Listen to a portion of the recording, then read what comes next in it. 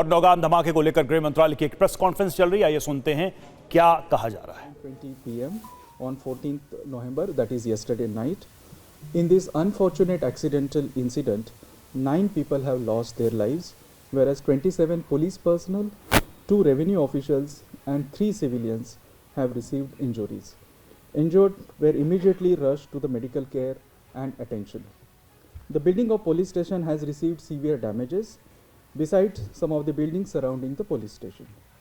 The cause of the accident is being investigated. However, any other speculation into the cause of police station has received severe damages, besides some of the buildings surrounding the police station. The cause of the accident is being investigated. However, any other speculation into the cause of these incidents are unnecessary. The government stands in solidarity with the families of the deceased in this hour of grief. Hindi में अब हिंदी में भी जय Hind.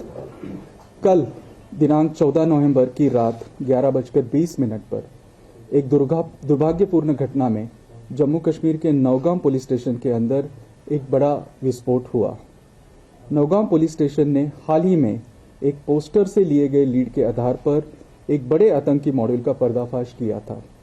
Naugaon police station की इस FIR संख्या 162 of 2025 की जांच के दौरान विस्फोटक पदार्थों और रसायनों का एक बड़ा जखीरा बरामद किया गया था।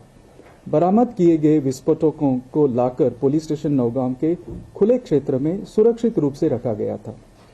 जांच में शामिल सभी एजेंसियां समन्वित और वैज्ञानिक तरीके से एक साथ काम कर रही है। निर्धारित प्रक्रिया के तहत बरामदित रासायनिक विस्फोटों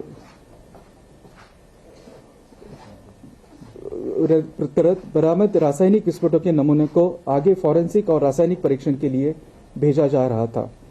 भारी मात्रा में विस्फोटकों की बरामदी के कारण पिछले 2 दिनों में यह प्रक्रिया SOP के तहत लगातार जारी थी। विस्फोटों की अस्थिर प्रकृति के कारण इसे एक्सपर्ट निगरानी के तहत सावधानी पूर्वक संभाला जा रहा था। हालांकि उसी के दौरान 14 नवंबर 2025 यानी कि कल रात को लगभग 11:20 अचानक एक्सीडेंटल विस्फोट हुआ। इस दुर्भाग्यपूर्ण घटना में 9 लोगों की मृत्यु हो गई और 27 पुलिसकर्मी, 2 राजस्व अधिकारी और 3 नागरिक घायल हुए। घायलों को तुरंत चिकित्सा उपचार के लिए भेजा गया है। पुलिस स्टेशन की बिल्डिंग को गंभीर क्षति पहुंची है। इसके अलावा आसपास की इमारतें भी क्षतिग्रस्त हुई हैं।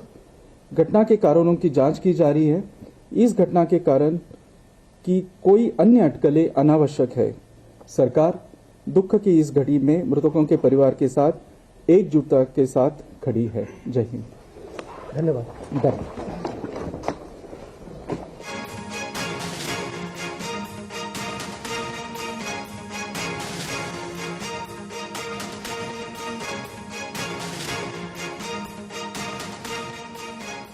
तो जो जानकारी दी गई गृह मंत्रालय की तरफ से, 2 दिन से सैंपलिंग हो रही थी, लेकिन ये दुखद हादसा हुआ है, धमाका हुआ है नौगाम में। थाने को काफी नुकसान पहुंचा, 27 लोग घायल हुए, 9 लोगों की मौत